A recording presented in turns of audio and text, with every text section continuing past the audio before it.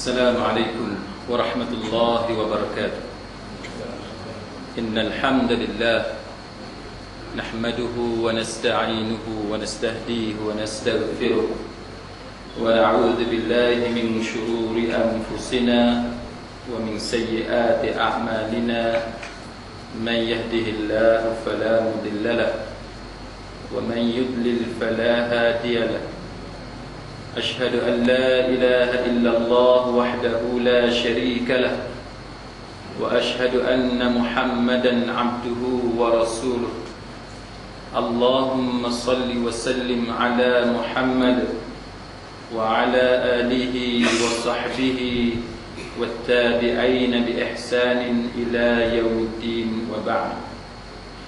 Rabbi syurah li sadri, wahai Tuhanku, lapangkanlah dadaku ini, wa yassir li amri, dan permudahkanlah urusanku, wahlul 'uqdatam min lisani, dan uraikanlah kekeluhan lidahku, yafqahu qawli, supaya mereka memahami kata-kataku ini.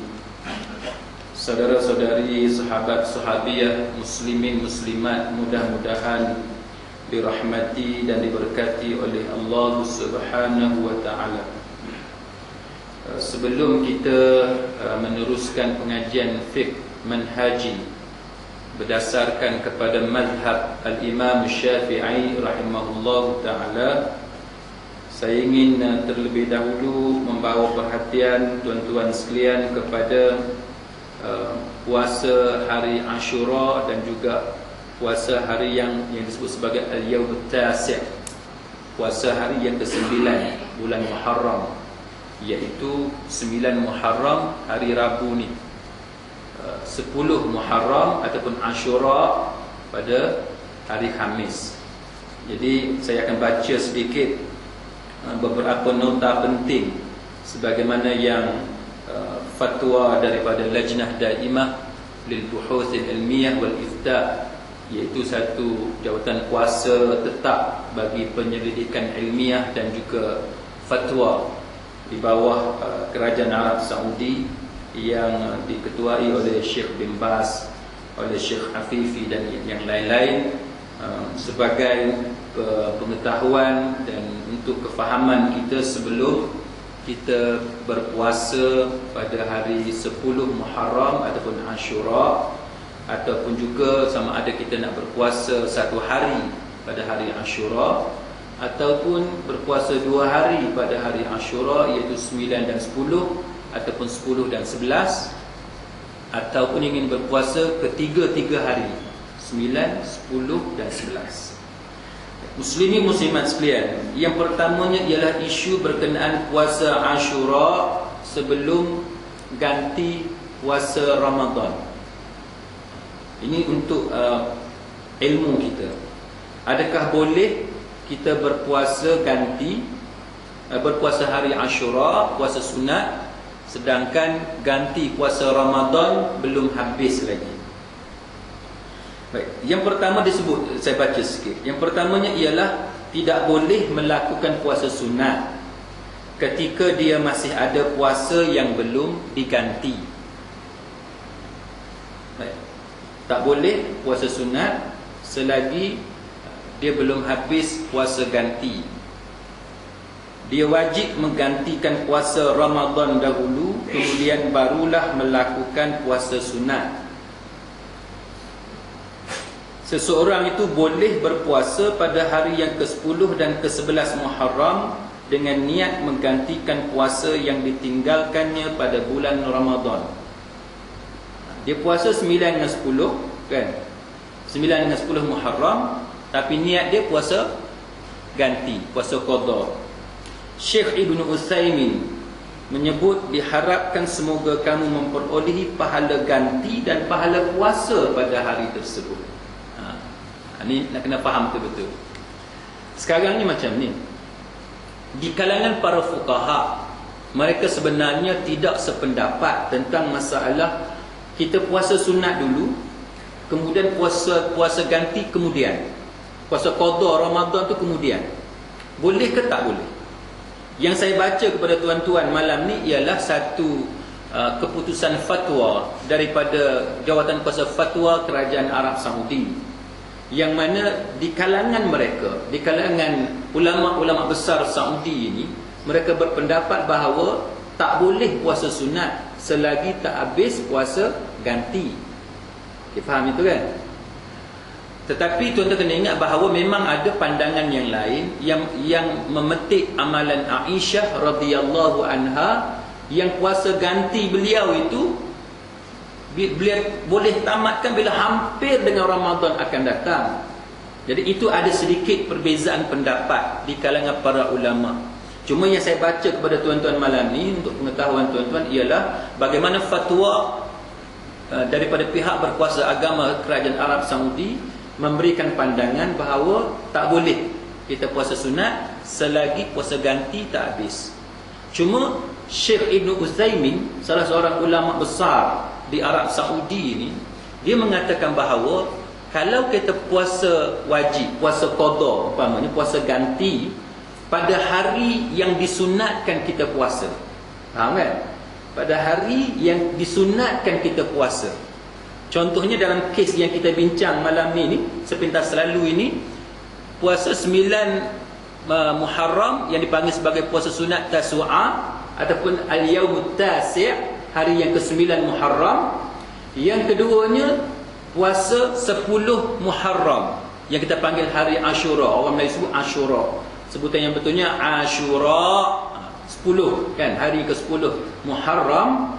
Maka Syekh Ibn Utsaimin, seorang ulama besar daripada Arab Saudi ini, mengatakan bahawa kalau kita puasa wajib, puasa qada pada hari yang disunatkan puasa, dia kata mudah-mudahan orang yang melakukan puasa wajib dia tu, puasa qada tu, pada hari yang disunatkan puasa, mudah-mudahan dia dapat dua-dua pahala. Pahala qada pun dia dapat, pahala puasa sunat, hari disunatkan puasa pun mudah-mudahan dia dapat. Itu fatwa daripada Syekh Ibn Utsaimin yang merupakan seorang ulama tersohor daripada Arab Saudi. Jadi kalau tuan-tuan tanya saya, yang lebih baiknya cara macam ni. Lebih baik kan? Kita puasa qada, kita niat puasa qada, tetapi mudah-mudahan Allah Ta'ala memberikan kepada kita dua-dua pahala. Contoh apa dia? Contoh tuan-tuan sembahyang sunat kan? Sembahyang sunat, katalah tuan-tuan sembahyang masuk isyak nanti, atau tuan-tuan baru sampai misalnya kan? Orang azan. Sebelum sembahyang isyak, tuan-tuan sembahyang sunat 2 rakaat. Sembahyang sunat sebelum isyak kan? Sebelum isyak. Pada masa yang sama, itu juga boleh dikira sebagai sembahyang sunat tahiyatul masjid. Macam itulah lebih kurang. Tapi itu sunat dengan sunat kan? Itu sunat dengan sunat. Tapi nak bagi kefahaman kepada tuan-tuan, itu lebih kurang dia punya senario. Ataupun kalau kita nak ambil contoh yang mudah, yang sama dengan contoh ni, sebagaimana puasa 6 hari dalam bulan Syawal. Puasa sunat 6 hari dalam bulan Syawal, sebaik-baiknya kerana para ulama berbeza pendapat, boleh ke tak boleh kan? Lebih baik kita ambil yang menyelamatkan kita dengan cara kita qada puasa dalam bulan Syawal, niat puasa qada. Tetapi mudah-mudahan kerana kita berpuasa qada tu sendiri, mudah-mudahan puasa sunat 6 hari dalam bulan Syawal itu termasuk di dalam amalan kita semasa kita qada puasa, kita ganti puasa. Okey, boleh Itu antara soalannya yang ditanya kepada Lajnah Daimah lil Buhuth al Ilmiyah wal Ifta. Baik. Yang kedua, boleh atau tidak kita puasa pada hari Ashura saja, iaitu puasa 10 Muharram saja. 9 Muharram kita tak mau puasa, 11 Muharram pun kita tak mau puasa. Maka Syekhul Islam Imam Ibn Taymiyah berkata, berpuasa pada hari Ashura merupakan penghapusan dosa untuk setahun dan tidak makruh berpuasa pada hari itu. Dia kata macam tu. Okey, berpuasa pada hari Ashura merupakan penghapusan dosa. Baik, Ibnu Hajar Al-Haythami, tuan-tuan sekalian, dia kata tidak salah berpuasa pada hari Ashura sahaja. dan Majlis Lajnah Daimah berkata bahawa boleh berpuasa pada hari Ashura, iaitu pada satu hari itu sahaja boleh, tetapi lebih baik berpuasa sehari sebelum atau selepasnya. Ini adalah sunnah yang terbukti daripada Nabi sallallahu alaihi wasallam, iaitu la in ishtu ila qabilin, dia kata la asumanna tasi', dia kata kalau aku ni ada kesempatan untuk hidup, kalau aku masih hidup lagi pada tahun depan, sebab Nabi tak pasti dia boleh hidup ke tak boleh hidup lagi. Kalau kita ni, kita rasa lambat lagi nak mati, tapi Nabi sendiri dia rasa dia tak pasti dia boleh hidup ke tak hidup lagi tahun depan, maka Nabi kata aku akan berpuasa pada hari yang ke-9. Jadi dalam fatwa ini mengatakan bahawa boleh berpuasa satu hari sahaja, tapi yang lebih baiknya ialah berpuasa 9 ataupun 11. Tapi kemudian kita bincanglah nanti. Kemudian puasa Tasu'a ataupun Al-Yaumut Tasi', hari yang ke-9 dalam bulan Muharram, maknanya hari Rabu pula. Dalam minggu kita nak hadapi ni hari Rabu, 9 Muharram. 10 Muharram hari Khamis. Dia kata boleh ataupun tidak dia berpuasa pada hari yang ke-9, dia nak tahu. Maka dalam satu hadis saya baca terjemahan, ketika Rasulullah sallallahu alaihi wasallam berpuasa pada hari Ashura dan memberitahu orang ramai agar berpuasa, orang ramai berkata kepada Nabi, wahai Rasulullah, hari ini adalah hari yang mulia bagi orang Yahudi dan Nasrani. Rasulullah bersabda, tahun depan insya-Allah aku akan berpuasa pada hari ke-9. Namun bila sampai masa pada tahun depan, Rasulullah sallallahu alaihi wasallam telah pun wafat ataupun meninggal dunia, sebagaimana disebut dalam Sahih Imam Muslim. Maka berkata Al-Imam Syafi'i rahimahullahu ta'ala dan yang lain-lain berkata bahawa disunatkan berpuasa pada kedua-dua hari, kerana Rasulullah sallallahu alaihi wasallam berpuasa pada hari yang ke-10 dan baginda berazam untuk berpuasa pada hari yang ke-9 Muharram, tetapi baginda tak sempat untuk berpuasa pada hari yang ke-9. Baik. Jadi ringkasnya ialah daripada 3 cara puasa itu, martabat yang paling rendah sekali kalau kita nak buat, yang paling lekeh sekali ialah puasa satu hari je. Banyak pahala, cuma istilah kita mana paling sikit lah, paling minimum. Bukan maksud saya lekeh dah, tapi nak cerita hak paling sikit kita boleh buat puasa satu hari. Mungkin kita ada sebab-sebab tertentu kita tak mau puasa 2 hari, maka paling sikit kita boleh buat ialah pada hari 10 Muharram. Tetapi yang sebaik-baiknya ialah berpuasa pada hari ke-9 dengan hari yang ke-10. Itu yang paling tinggi, yang lebih baik daripada berpuasa yang ke-10 sahaja. Baik. Jadi itulah lebih seberengkas sebagai tazkirah, sebagai peringatan tentang kedatangan 9 Muharram dan 10 Muharram pada hari Rabu dan hari Khamis. Saudara-saudari muslimin muslimat sekalian, kita sambung pengajian fiqh manhaji kita, di mana dalam pengajian kita yang lalu kita berhenti setakat 3 orang penulis ataupun penyusun, iaitu Syekh Dr. Mustafa Al-Khail. Kita berhenti setakat itu. Untuk yang kedua dan ketiga, saya percaya tuan-tuan boleh tengok sendirilah, Syekh Dr. Mustafa Al-Bura dan juga Syekh Dr. Ali Al-Syarbaji. Itu ringkas, boleh tengok sendiri.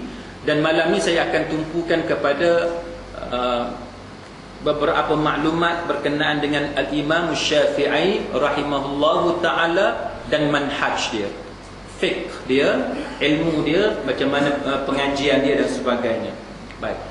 Al-Imam Syafi'i rahimahullahu ta'ala adalah dari segi kronologi, kan, dari segi turutan dia nombor 3. Dari segi turutan dia nombor 3. Dia selepas Imam Malik dengan Imam Abu Hanifah, maka Imam Syafi'i ini yang ketiga. Dan dia sebut bahawa Al-Imam Syafi'i rahimahullahu ta'ala adalah penyokong ilmu hadis dan pembaharu agama, mujaddid bagi abad yang kedua Hijrah.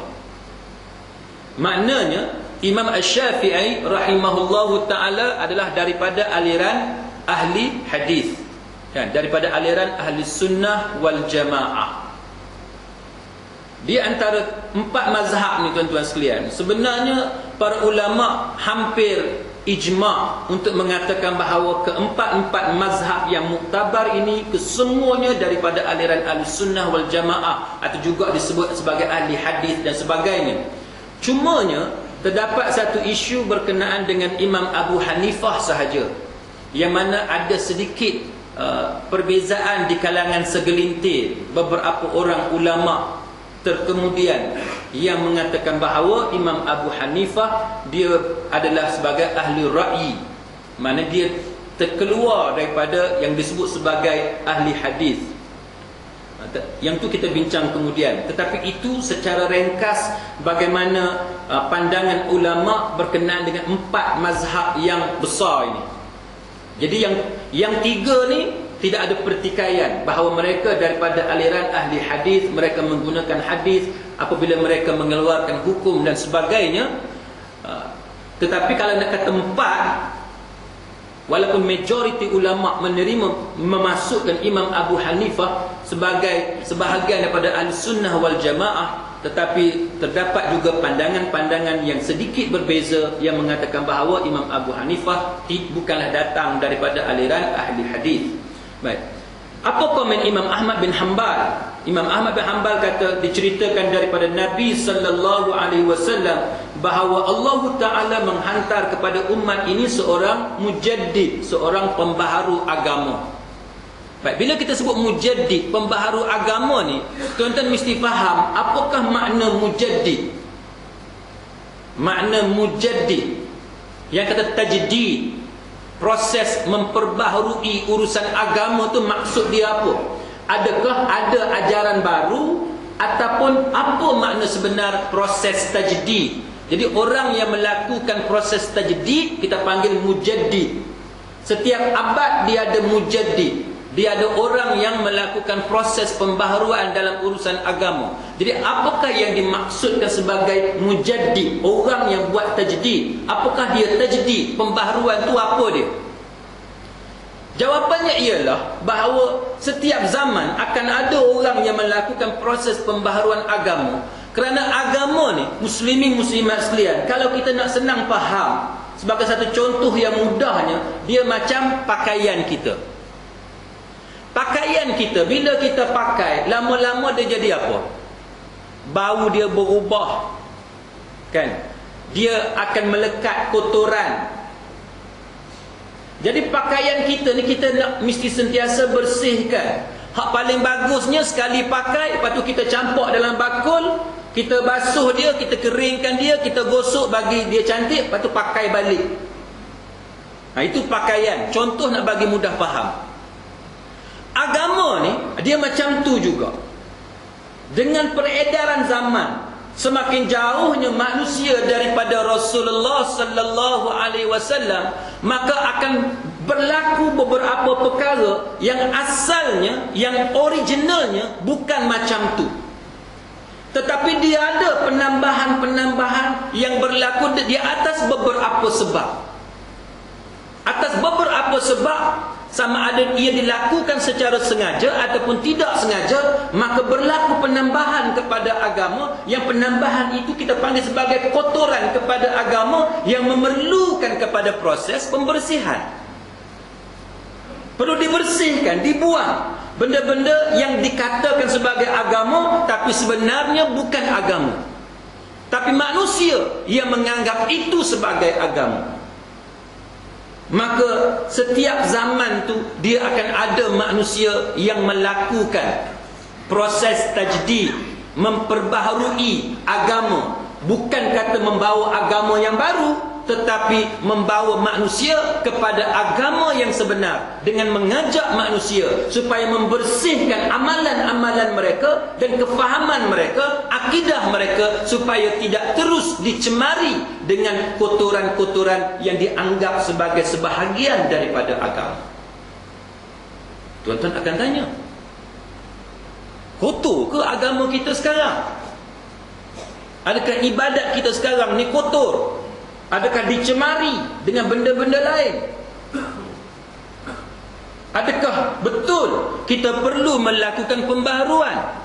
Sejauh mana, to what extent, sejauh mana kotornya amalan kita, pencemaran yang berlaku kepada amalan kita? Itu yang kita nak kena tahu. Contoh yang paling mudah, contoh yang paling mudah, kita jangan pergi jauh, kita ambil yang dekat-dekat, yang biasa berlaku dalam masyarakat. Nanti kalau pergi jauh, nanti kaki kita tak terjejak di atas muka bumi, tak susah nak faham. Kita pergi yang dekat-dekat. Kita ambil satu contoh yang mudah. Bila tuan-tuan solat, kan, habis baca tahiyat, lepas tu bagi salam, Assalamualaikum warahmatullahi, paling belah kanan. Lepas tu bagi salam pula belah kiri, paling belah kiri. Lepas tu kita tengok sebahagian daripada kawan-kawan kita, dia sapu muka dia. Maka kita sebagai orang yang mengaji, bila kita faham bahawa perlunya proses tajdid, kita nak kena tanya, yang aku buat selama ni, yang sapu muka tu aku ambil kat mana? Itu yang kita nak kena tanya. Kita pun ingat balik, oh ada ustaz yang ajar. Ataupun kita kata, oh masa aku sekolah rendah dulu, aku pernah baca buku panduan solat, dia ajar sapu muka. Boleh atau tidak, kita ambil satu masa yang lapang, kita cari balik, kita korek balik, gali balik, sebenarnya amalan sapu muka selepas solat tu sebenarnya amalan datang dari mana? Itu contoh paling mudah. Kan? Contoh paling mudah. Adakah dia memang datang daripada Nabi? Adakah memang ada dalam Sahih Bukhari, dalam Sahih Muslim, ataupun paling-paling kita kata nak pergi jauh sikit, dalam kitab sunnah yang 6 tu, kalau tak pergi yang ke-9 pun, dalam Ibnu Majah dan sebagai At-Tirmizi dan lain-lain, kita tengok ada ke tak ada, ataupun sebenarnya cari-cari tak ada pun, tapi adalah di tempat lain, kat mana-mana. Itu yang kita nak kena tahu. Jadi kalau kita cari dalam hadis-hadis Nabi, amalan Nabi tak ada. Kalau kita cari pula dalam kitab-kitab hadis pun tak ada. Dan malam ni kita belajar mazhab Syafi'i. Kita pun buka lah beberapa buku yang ada pertalian dengan mazhab Imam Syafi'i, khususnya yang ditulis sendiri oleh Al-Imam Syafi'i rahimahullahu ta'ala. Tiba-tiba yang tulisan Imam Syafi'i sendiri, tengok-tengok tak ada. Bila kita cari tak ada, itulah soalan yang tuan-tuan kena tanya diri. Sebenarnya benda yang aku buat ni, adakah dia berlaku pencemaran atau apa? Itu contoh. Kan? Setuju ke tak setuju ni? Senyap lah kan? Tak apalah, nanti tak setuju, ada Q&A lepas ni, ujung ni. Itu contoh. Kan? Kita nak kena tahu. Sebab apa? Sebab kita tak mau berlaku pencemaran. Yang kata tajdid tu, kenapa mesti sentiasa diperbaharui? Sebagaimana yang saya buat contoh pakaian tadi. Apa lagi contoh? Kita tengok contoh yang kedua. Misalnya apa dia? Kita ambil contoh bacaan kunut umpamanya, ataupun bacaan bismillah, basmalah, kan? Sebelum Fatihah, baca kuat ke baca perlahan? Apa lagi? Bila kita berdoa, kita angkat tangan, tapi kita tengok ada kawan-kawan kita tak angkat tangan pun. Apa lagi? Bila kita berdoa, kita sapu muka misalnya. Itu contoh yang mudah, yang dekat dengan kita. Jadi sepatutnya bila benda ni kita buat, kita kena check balik. Sebagaimana baju tadi, kita kena sentiasa basuh, kan? Baju kena sentiasa basuh, sebab dia akan kotor. Sama dengan amalan kita. Sebab kita mengaji ni daripada kecil dulu, kita tak tahu siapa sebenarnya yang ajar kita. Ada yang kita ingat siapa yang ajar, ada yang kita tak ingat dah siapa yang ajar kita, tapi yang kita tahu itulah yang kita buat daripada kecil-kecil dulu. Soalan sekarang ni ialah kita nak kena muhasabah, kena buat postmortem, benda yang kita buat ni sebenarnya solid ataupun tidak yang dibuat oleh Nabi sallallahu alaihi wasallam. Jadi itu antara tujuan kita belajar malam ni tuan-tuan. Kita mula dengan mazhab Syafi'i dulu. Sebab kalau kita pergi jauh lagi, nanti tuan-tuan kata, ustaz, saya tak mau, kita nak 4 mazhab terus. Saya takut nanti pening lah. Sebab apa takut pening? Sebabnya tuan-tuan, bila tuan-tuan belajar mazhab Syafi'i saja pun, nanti kalau tuan-tuan tengok dalam buku yang tuan-tuan ada tu, ataupun dalam online punya versi, tuan-tuan boleh tengok berapa banyak amalan yang dikatakan sebagai mazhab Syafi'i, tapi sebenarnya tak serupa dengan hak kita duk buat sekarang. Itu pun sudah cukup untuk mengejutkan kita.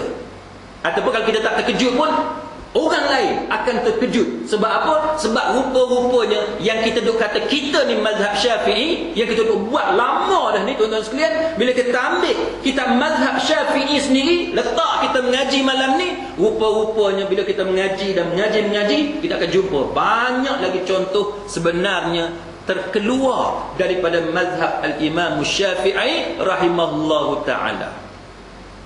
Sebab tu saya kata tadi, pendekatan kita tak ambil 4 mazhab. Cuma sekali-sekala kita selit, tengok. Kan? Sekali-sekala. Sebagaimana mukadimah yang kita belajar awal-awal lalu tu. Ingat tak? Awal-awal lalu tu kita sebut. Pengajian kita ni berasaskan kepada mazhab Syafi'i, tetapi pendekatan penyusun 3 orang yang kita sebut nama dia tadi, pendekatan dia ada sekali-sekala dia akan selit perbandingan 4 mazhab. Tapi fokus utamanya ialah mazhab al-Imam Syafi'i rahimahullahu ta'ala, supaya kita tidak terlalu terkejut sebab berbezanya amalan kita dengan apa yang ada dalam Islam sebenarnya.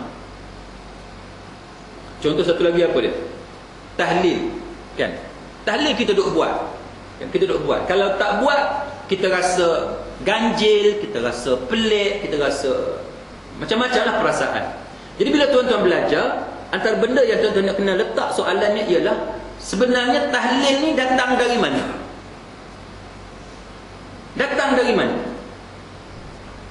Punca kepada pengajian Islam 2, kan? Quran dan hadis. Kita cari dalam Quran ada ke tak ada? Kita cari dalam hadis ada ke tak ada? Kan? Siapa yang susun tahlil? Jadi bila kita belajar sejarah kemunculan tahlil, kita akan tahu bahawa dia datang daripada Wali Sembilan ataupun Wali Songo di tanah Jawa. Sehingga berlaku sedikit perdebatan, perbahasan antara mereka yang mengungkapkan bahawa apa akan jadi kepada masyarakat kalau mereka berterusan mengamalkan tahlil. Sebab apa tuan-tuan? Sebabnya Wali Songo ni, dia nak masuk, nak penetrate dalam masyarakat Jawa yang menebal dengan Hindu dan Buddha, amalan khurafat, tahyul, tak percaya kepada Tuhan dan macam-macam kepercayaan pelik-pelik ni. Dia berfikir macam mana dia nak buat, dia nak penetrate tu, nak masuk dalam masyarakat. Sebab masyarakat ni tuan-tuan, kalau kita buat benda pelik sikit, benda yang agak berbeza dengan apa yang dia buat, bukan sahaja kita tak mampu nak ubah dia, dia benci kat kita pula dan dia buang kita jauh-jauh. Itu masalah dengan masyarakat. Jadi menyebabkan para pendakwah, pejuang agama ni di tanah Jawa ni, Wali Songo ni, dia berfikir bagaimana dia nak buang amalan-amalan khurafat di kalangan orang-orang di Jawa khususnya yang begitu menebal dengan amalan-amalan yang pelik ni. Sebab pengaruh utama dia Hindu. Macam kita sekarang lah, kan? Kita di Malaysia ni, di semenanjung tanah Melayu ni tuan-tuan, antara benda yang begitu menebal dalam masyarakat kita hari ni, contohnya apa dia? Bersanding, contohnya kan. Bersanding ni kita tak katalah haram, tapi dia awal-awal dulu dia datang daripada orang Hindu. Kita pun buat, cuma kita nak bagi dia nampak Islamik sikit. Kita kata pengantin kena tutup aurat bagi elok, kan? Tutup aurat bagi elok, jangan pakai sendak-sendak, jangan pakai ketat, duduk elok-elok, jangan buat benda yang nampak terang, bercanggah dengan syariat. Itu okey. Tapi hari ni tuan-tuan, dalam keadaan kita cuba untuk buang amalan-amalan yang macam ni, sekarang ni bukan setakat hari kahwin ada bersanding, kadang-kadang bertunang pun ada bersanding. Sebab masyarakat ni dia suka benda-benda yang macam ni. Kita nak lawan sangat, nanti kita pula dipinggirkan, kan? Kita nak lawan sangat, nanti orang tak suka pada kita. Itu contoh masalah pendakwah ni dengan masyarakat. Contoh masalah orang yang ada ilmu ni tentang sunnah Nabi ni dengan masyarakat. Dia suka nak masuk dalam masyarakat, nak bagi masyarakat faham. Kalau silap sikit, dia yang kena pulau, dia yang kena buang. Jadi menyebabkan Wali Songo, dia fikir, dia kata antara cara yang boleh kita buat ialah, walaupun mereka suka berkumpul di rumah orang mati, bila berlaku kematian dia suka berkumpul, tak apa, kita jangan buang benda tu, jangan lawan.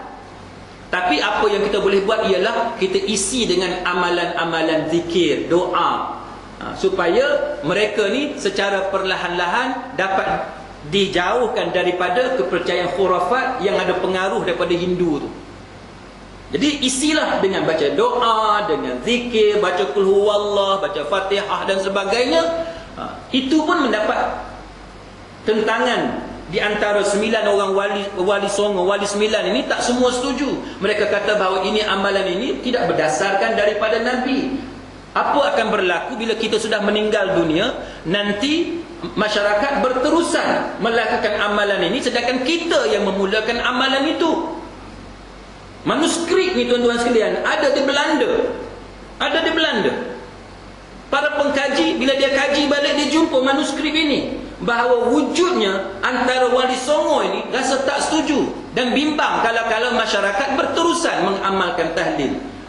Maka sebahagian daripada mereka kata bahawa tak apa, dia kata nanti bila masyarakat dah kuat agama dia, pegang elok-elok, nanti akan ada orang yang bagi penjelasan. Itu contoh. Tapi kalau benda macam ni kita bagi tahu dekat masyarakat, dekat orang kampung, tahlil tak boleh buat, apa akan jadi? Habis lah, kan? Orang tak suka kat kita, orang kata ni ajaran sesat, orang kata ni memandai-mandai. Jadi menyebabkan kita dengan masyarakat ni, kita terpaksa perlahan, terpaksa berlembut, pujuk masyarakat, bagi tahu dekat dia bahawa agama ni macam mana. Dan kadang-kadang tuan-tuan sekalian, walaupun kita tak setuju dengan beberapa benda, tapi kita masih berbaik-baik dengan masyarakat, dengan harapan satu masa nanti kita ada peluang untuk bagi penjelasan-penjelasan. Tujuan utamanya supaya adanya tajdid dalam urusan agama. Kita nak perelokkan semula, nak bagi elok, bagi cantik.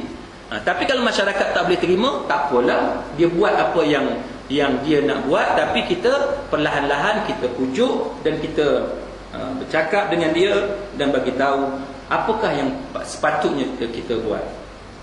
Cuma sebahagian fuqaha mengatakan bahawa kalau itu bid'ah sekalipun, mereka mengatakan mungkin dia adalah bid'ah idhafiyah, kan?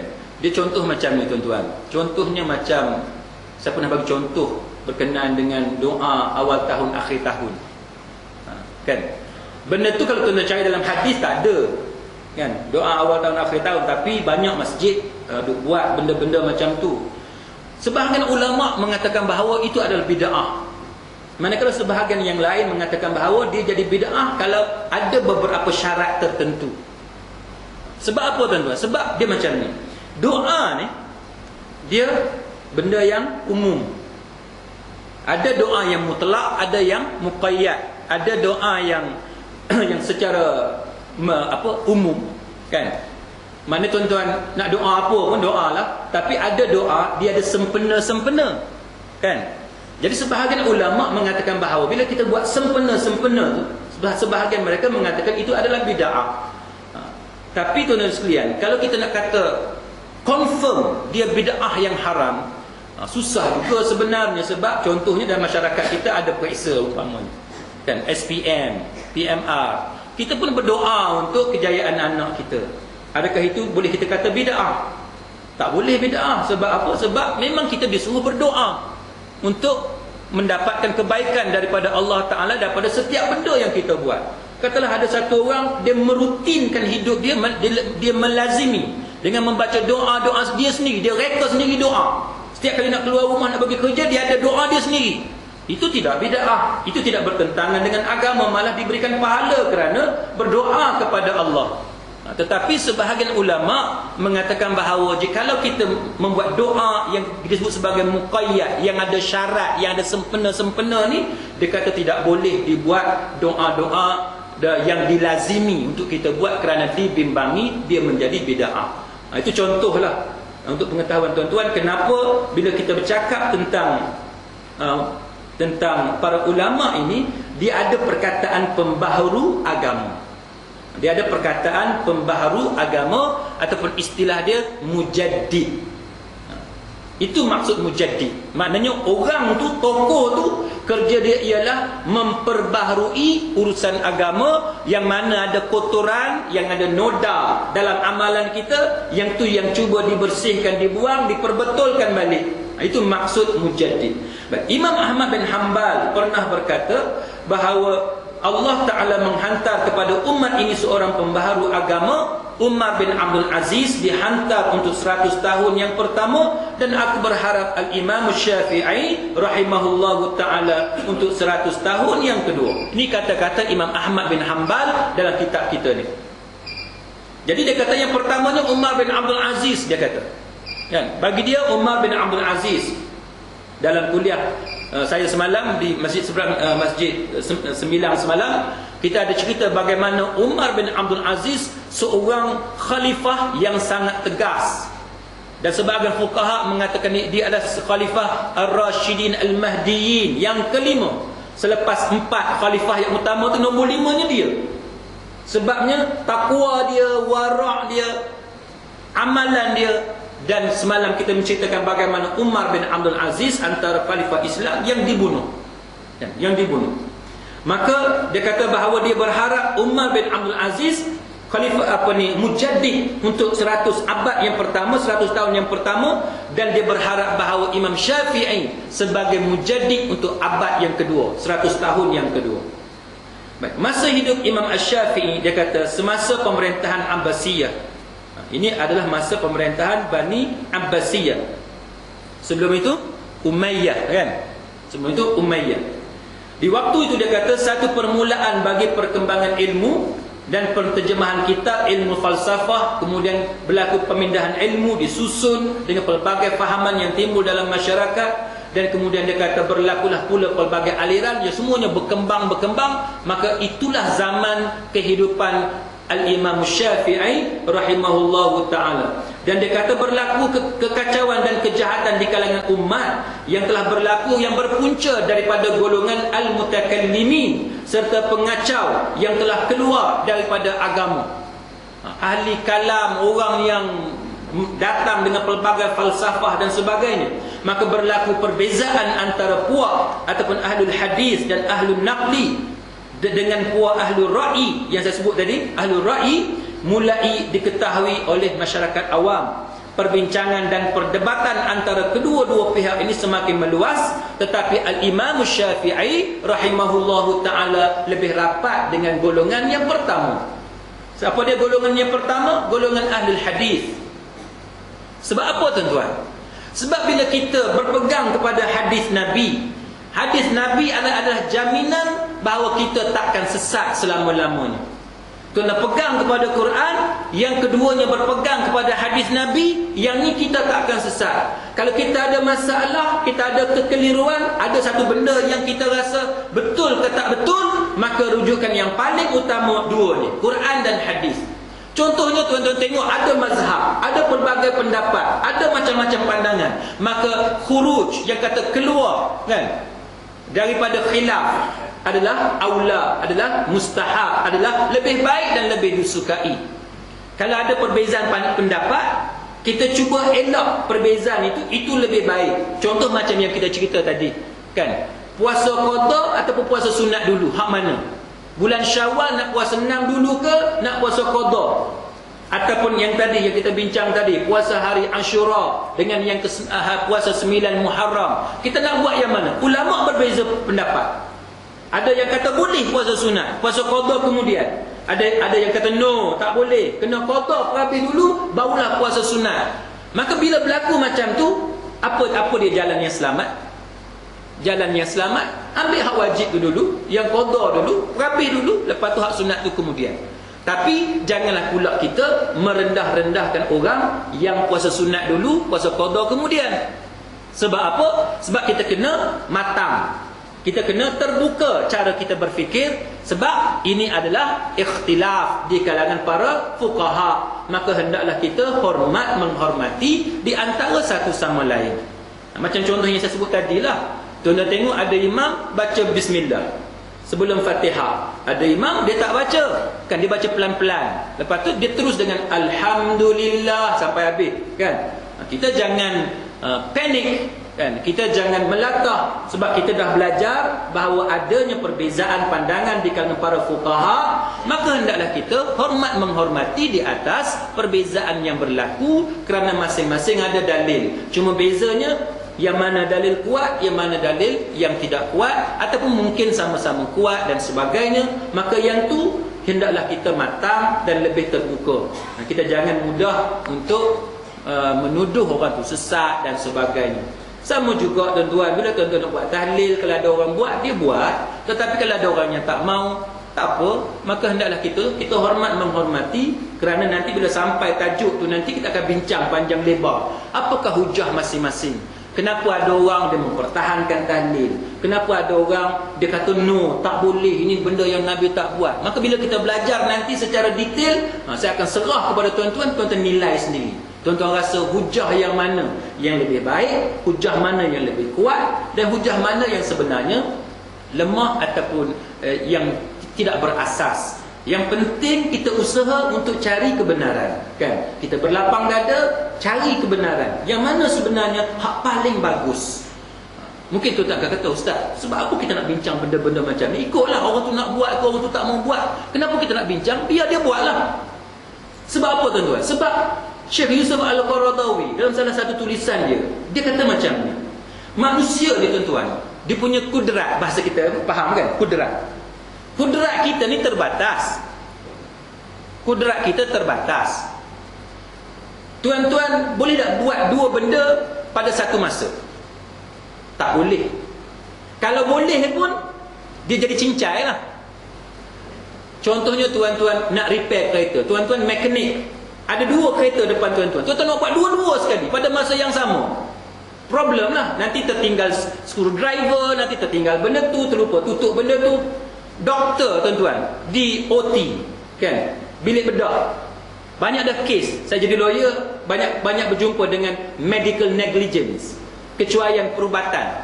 Pasal apa? Kadang-kadang doktor dia tertinggal gunting dalam perut orang.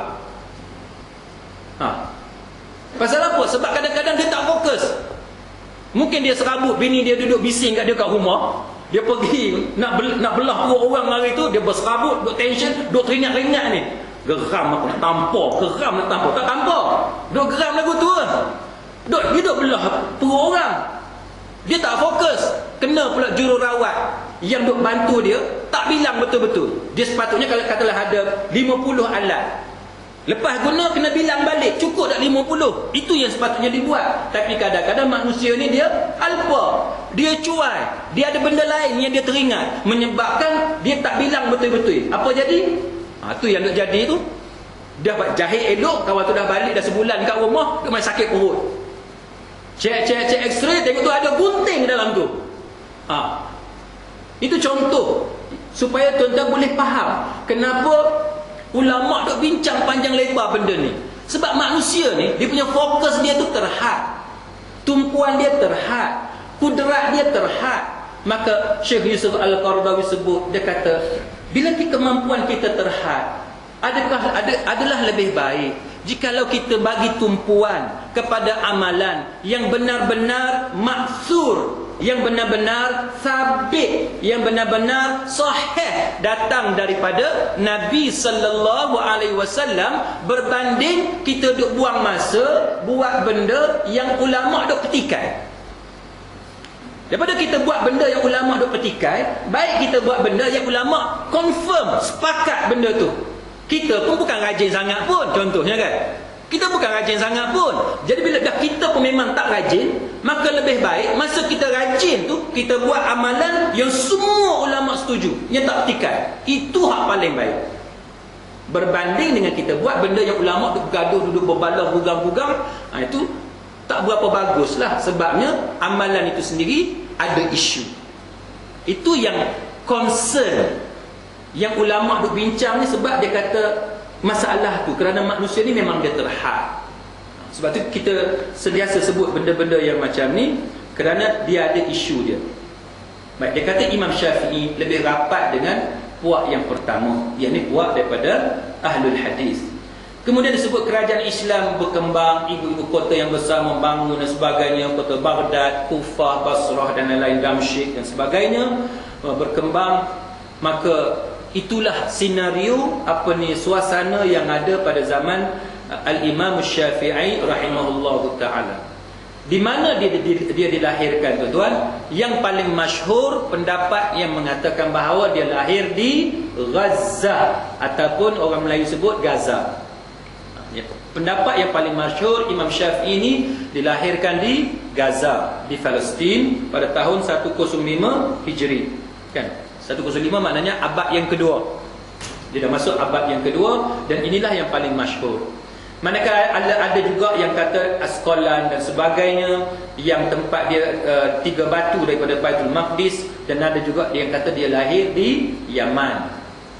Mungkin tuan-tuan akan tanya, sebab apa ahli sejarah tak sepakat tempat lahir? Tempat lahir ni satu je, kalau lahir situlah. Tuan-tuan kena ingat, zaman dulu dia bukan macam zaman sekarang. Zaman dulu dia tak ada surat beranak, dia tak ada macam data pengumpulan rekod macam yang kita ada sekarang. Kita tak payah, tuan-tuan, kita tak payah pergi jauh. Tahun 40-an dulu, 1940-an dulu, tuan-tuan tak tengok mak ayah kita, adik-beradik kita, siapa yang terlibat masa tu. Ada yang lahir tahun 1940, dan surat beranak dia tulis dia lahir 1945. Ada. Sebab apa? Sebab masa tu rekod tidak disimpan, data tidak disimpan, menyebabkan rekod tu berterabur. Tempat lahir pun ikut dan orang cakap je. Cuma zaman kita sekarang ni yang betul-betul strict, yang betul-betul efektif, yang betul-betul ketat. Zaman kita sekarang ni. Maka zaman dulu, tuan-tuan sekalian, yang menyebabkan berlaku pertelagahan, dia lahir di mana? Kerana zaman dulu pengumpulan rekod data ni dia tidak sebagaimana yang kita ada sekarang.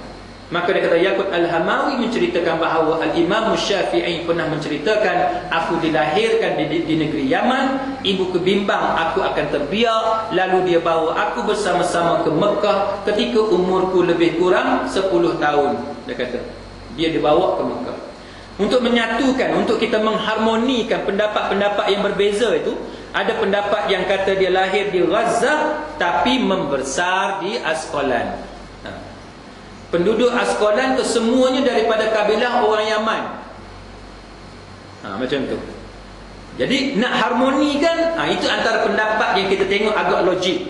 Oleh sebab tu dia kata beliau lahir di Yaman. Sebab apa? Sebab penduduk Asqalan tu, tempat Imam Syafi'i membesar itu, dibesarkan kebanyakannya daripada kabilah Yaman, orang Yaman.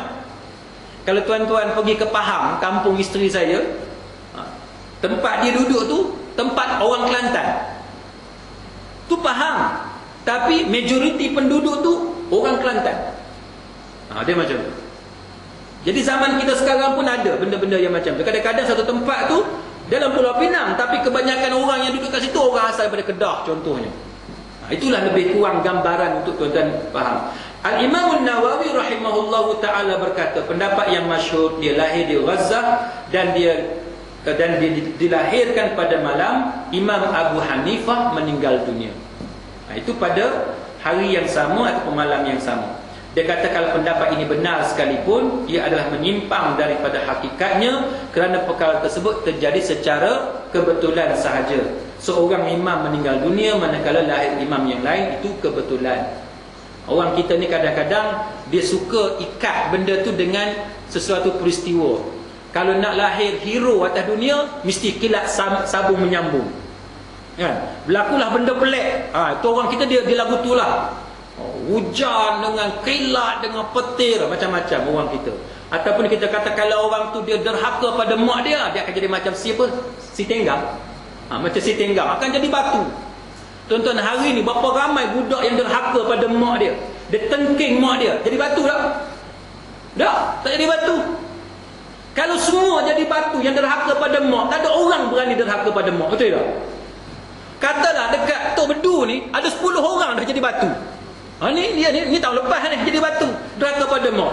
Ni baru semalam jadi batu. Agak-agaklah ada tak orang nak derhaka pada mak? Tak ada. Confirm tak ada. Tak tunggu 10, 2 pun cukup, seorang pun cukup dah. Tak berani derhaka pada mak. Itu cara Allah Ta'ala menguji manusia. Kadang-kadang hak derhaka pada mak itulah hak paling kaya. Kadang-kadang hak derhaka pada mak itulah yang paling berjaya dalam karier.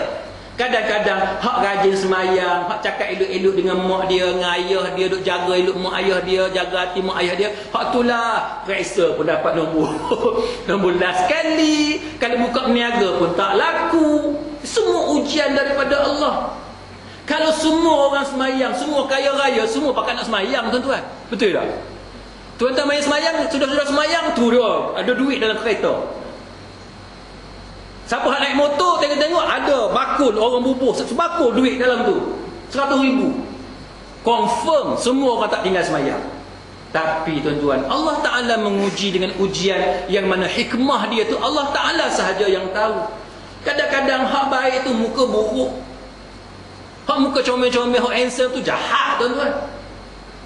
Tuan-tuan tengok dalam apa semalam, satu perempuan disaman oleh suami dia. Sebab perempuan tu lawa, suami dia pun lawa. Lepas tu pula anak dia 3 orang kuduh, mata sepet. Cina kan? Cina, mata sepet, dengan hidungnya apa semua. Jadi suami dia tak puas hati. Dia kata, ni hang mesti buat jahat, mesti berzina dengan orang lain. Ni Cina ni. Isteri dia tak mengaku. Buat DNA test, tengok-tengok 3 anak dia memang anak si suami tu. Suami isteri dia tak berzina dengan siapa-siapa pun. Dia tak puas hati, dia tekan isteri dia. Akhirnya isteri dia mengaku bahawa dia buat pembedahan kosmetik. Mata sepet ni dia boleh buat dia macam bulat besar, kan? Hak mana hak tak berapa elok tu dia buat bagi elok. Cantik orang dia. Tuan-tuan tengok dari internet ada. Kalau Ustaz Jalani kata cantik, confirm cantik je. Memang cantik je. Memang cantik. Akhirnya dah isteri dia mengaku bahawa dia buat pembedahan kosmetik. Suami dia rasa tertipu sebab keluar anak-anak yang tidak cantik, maka dia saman. Mahkamah membenarkan tuntutan, dapat award 100,000 lebih, dapat award. Itu contoh tuan-tuan sekalian. Jadi manusia ini diuji oleh Allah Ta'ala. Kita jangan ingat bila kita buat satu benda akan datang bala tu cash. Dah, tak semestinya. Ada masa Allah Ta'ala bagi cash, tapi pada kebanyakan masa ditangguhkan. Sebab dia adalah ujian kepada manusia. Dia adalah satu bentuk ujian kepada manusia. Jadi kita tak bolehlah merasakan bahawa kalau kita buat satu benda jahat, terus tenggelam dalam bumi, kena telan di bumi. Tak ada. Ada orang kata, hang nak pergi Mekah tu hang kena ingat, kalau hang banyak dosa, macam-macam dah jadi. Tu nak tengok dalam masyarakat kita, ada orang yang tak berani pergi Mekah. Ada tak? Ada. Sebab hampa lah duk pergi penakut dia. Patutnya hak jahat tu bagi galakan, pergi Mekah. Ni tak, hang jaga. Pergi cerita lagu tu buat apa? Orang tak cerita lagu tu. Kita dah tahu dia jahat, berjudi, duk pergi ulang adik golok, haknya apa semua. Hang pergilah Mekah, mana tahu kok rezeki bertambah. Kena cakap elok kat dia. Dia dah pergi Mekah, mana tahu kok bila dia tengok Kaabah, bila dia tengok orang semayang, dia melazimi dengan solat, akhirnya dia berubah. Ni kita duk, hang kena tobat dulu. Sekali lagi hang dosa besar, tak ada kapal terbang, hang mati kat situ. Ni semua tuan-tuan tak tahulah ambil kat mana. Jangan tuan-tuan, kita menjauhkan orang daripada hidayah Allah, menakut-nakutkan orang dengan cara yang salah. Kalau betul lah kepercayaan macam tu, Mekah tu memang ajaib, siapa yang jahat semua kena bala kat situ. Kalau betul macam tu, Abu Jahal dengan Abu Lahab tak ada nak buat kat Nabi, tuan-tuan. Tak ada. Memang tak ada nak buat. Dia kena awal-awal lagi. Abu Jahal dengan Abu Lahab jauh lebih jahat daripada orang tu bedu ni. Orang jahat daripada bedu. Katalah dalam tu bedu ni ada orang jahat, katalah ada seorang hak jahat, takkan dia lebih jahat daripada Abu Lahab dengan Abu Jahal? Betul tak? Abu Jahal dengan Abu Lahab tu lagi jahat. Tapi ada tak kena apa-apa dekat Abu Jahal dengan Abu Lahab? Tak ada. Nabi yang teruk sampai kena hijrah ke Madinah, kan? Sampai kena perang. Perang Badarnya, perang Uhud dan sebagainya. Nabi kena usaha lebih. Itu menunjukkan bahawa orang jahat ni tak semestinya Tuhan bagi cash dekat dia. Tak. Banyak masanya Tuhan tangguh. Semua ujian daripada Allah. Maka kebetulan macam tu, Imam Syafi'i lahir ke dunia, Imam Abu Hanifah meninggal dunia, wafat, bukanlah kerana ada apa-apa keistimewaan. Tak. Itu hanyalah kebetulan. Ini cara ulama mengulas kejadian macam ni. Kita tak. Kita Imam Syafi'i ni hang tahu tak dia punya kelebihan dia apa dia? Ni kita. Dia punya kelebihan, dia dah perut mak dia 3 tahun. Kita nak tunjuk hebatnya Imam Syafi'i ni. Mak dia mengandung dia 3 tahun, 2 tahun, 4 tahun. Kita buat cerita, bawa cerita. Muslimin muslimat sekalian, kita kena ingat, sebagaimana yang saya sebut tadilah, kita ni zaman kita lain. Zaman ulama zaman dulu lain. Ulama zaman dulu tuan-tuan, mereka berada pada satu zaman yang kita bukan kata nak condemn zaman dulu dah. Zaman dulu bagusnya ialah penghayatan agama. Itu kita akui. Zaman Nabi zaman yang paling bagus dari sudut penghayatan agama. Zaman kita ni kita makin jauh daripada agama. Tapi dari sudut sains dan teknologi, zaman kita ni jauh lebih baik daripada zaman dulu. Zaman Nabi dulu bumbung dia apa dia masjid? Bumbung langit, bumbung pelepah kurma. Lantai dia lantai apa? Lantai dia padang pasir lah tuan-tuan. Kita dengan simennya, dengan kapet dan sebagainya kan. Dengan kipas, dengan aircon. Mana kita lebih baik dari sudut itu. Sekarang ni terkenal dengan apa? Kipas helikopter lagi sekarang ni. Kan? Pasal apa tuan-tuan tak bubuh helikopter? Kan? Bubuh kipas helikopter. Tapi make sure tuan-tuan pakai seluar. Sebab kadang-kadang AJK baru dapat kipas, dia tak reti pasang switch lagi, dia pergi bubuh maksimum. Lagi terbang terangkat kan dekat. Habis batas bayar. Batas bukan kata apa, batas sebab duk gelak. Duk gelak tengok orang kat depan tu terangkat. Lagi ada yang mazhab baru pula. Bersedekap orang dekat dada ataupun bawah dada, dia bersedekap bawah kemaluan tu. Bawah kemaluan. Bersedekap cara baru. Pasal apa? Sebab kipas helikopter pun punya pasal. Tak boleh itu selingan. Baik, jadi nak ceritanya zaman kita sekarang ni zaman yang sangat canggih. Pengangkutan sangat cepat. Kita tak pakai unta dah. Tak pakai kuda, tak pakai keldai. Kita pakai kereta yang sangat canggih zaman sekarang. Sekarang ni manusia cipta dengan tayar yang sangat canggih. Tuan-tuan boleh tengok tayar sekarang ni. Dia boleh lag sama dengan kereta. Kena bagi cengkaman dia pada tahap yang maksimum. Tapi apa yang tuan-tuan mesti ingat ialah pada zaman dulu para ulama kadang-kadang dia tidak terdedah kepada ilmu-ilmu yang berkaitan dengan perubatan. Manusia zaman dulu dia tidak ada pakar-pakar perubatan. Zaman sekarang manusia dah celik, manusia menguasai ilmu perubatan dengan yang sangat canggih. Sekarang ni kalau tuan-tuan ada sakit dalam usus, boleh masuk kamera, teropong dalam kamera ada apa, dalam perut ada apa. Maka zaman dulu menyebabkan para ulama tak boleh nak confirm mengandung ni berapa lama sebenarnya, orang tu mengandung ke tidak, tak tahu. Zaman sekarang pakai satu kertas kecil tu je boleh tahu dah perempuan tu mengandung ataupun tidak, kan? Perempuan tu kata saya tak datang haid dah berapa lama dah, mengandung lah. Itu zaman dulu, kan? Zaman dulu dia rasa dia mengandung. Pasal apa? Sebab dia tak datang haid. Sebenarnya mungkin ada gangguan kepada kitaran haid dia. Tapi zaman sekarang, kalau kita tak datang sebulan, lambat 2 bulan, lambat 3 bulan, pergi kepada pakar, pakar boleh tentukan, termasuk boleh teropong lagi apa yang berlaku dalam perut kita. Maka menyebabkan zaman kita sekarang ni sangat tepat tuan-tuan sekalian. Sangat tepat. Zaman dulu dia tidak tepat, dia main agak-agak. Sebab ilmu tu belum didedahkan, tidak terdedah kepada mereka. Maka sebab tu kita boleh dengar benda yang pelik-pelik. Ada ulama tu mak dia mengandung kat dia 3 tahun, 2 tahun, 4 tahun. Sebab cerita-cerita yang macam ni. Zaman kita sekarang ni ada dengar tak? Orang mengandung 3 tahun, ada? Tak ada. Pasal apa? Takkan zaman dulu sahaja yang mengandung 4 tahun, mengandung 2 tahun. Pasal apa zaman kita tak ada? Pasal hak kata 3 tahun, 4 tahun, 2 tahun itu hanya agakkan. Agak je dia mengandung. Sebenarnya dia mungkin tak mengandung. Sekarang ni air kencing contohnya, orang tipu, kan? Saya dah buat kes dadah. Kalau penagih dadah ataupun pengedar dadah yang ditangkap polis, dia kena urine test, ujian air kencing. Minta maaf saya sebutlah tuan-tuan, saya bukan nak kata polis jahat, tidak. Polis baik, tapi dalam hak baik tu adalah 2-3 orang hak tak berapa bagus kan. Ada anak guam saya, perempuan ni, si isteri, dia bagi tahu dekat saya. Dia kata, "Ustaz, saya kena bayar 3,000 kepada pihak yang terlibat." Sebab apa? Nak tukar air kencing. Tak tahulah polis bagi air kencing dia ke apa kan, tukar air kencing, test keluar negatif. Selamatlah kawan tu. Kan?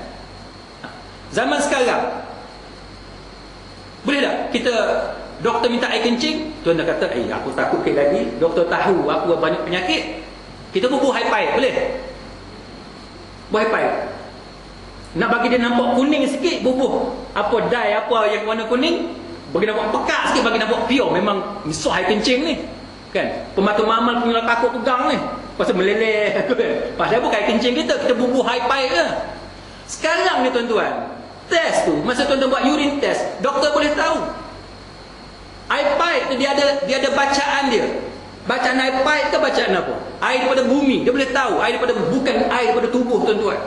Tuan-tuan tak tipu lah, campur separuh ke tak payah. Tuan-tuan campur separuh, bacaan tu tinggi, menunjukkan bahawa tuan-tuan dah campur dengan air lain, bukan air kencing kita yang original. Itu canggih zaman sekarang.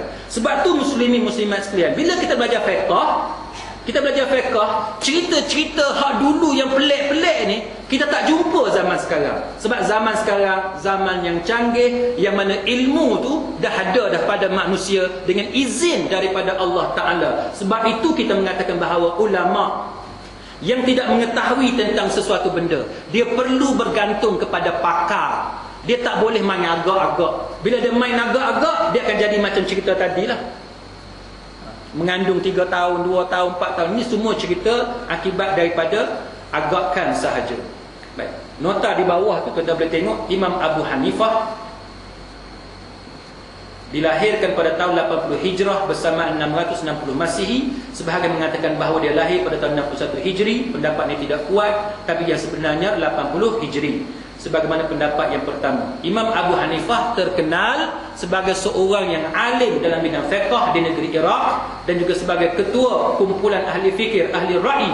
Beliau mendapat pujian daripada pembesar, seorang utusan yang dihantar oleh Abdullah bin Al-Mubarak, seorang pembesar pada masa itu. Dia kata Imam Abu Hanifah adalah akal bagi ilmu pengetahuan, manakala utusan yang lain pula berkata beliau pakar dalam bidang ilmu fiqh. Baik, muslimin muslimat sekalian, saya nak berhenti setakat tu. Kalau tuan-tuan ada soalan.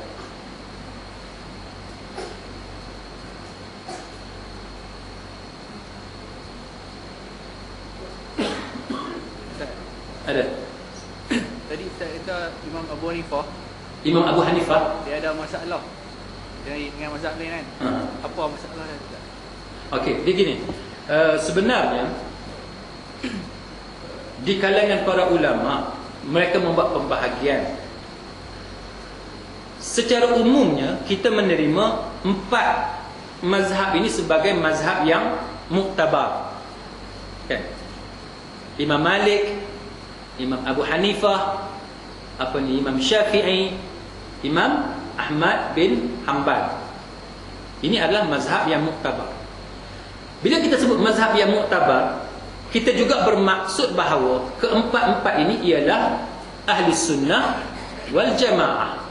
Kan? Ahli sunnah wal jamaah. Dan pada masa yang sama kita mengatakan bahawa keempat-empat ini menggunakan hadis sebagai rujukan utama dia. Okey, boleh cakap tu kan? Faham?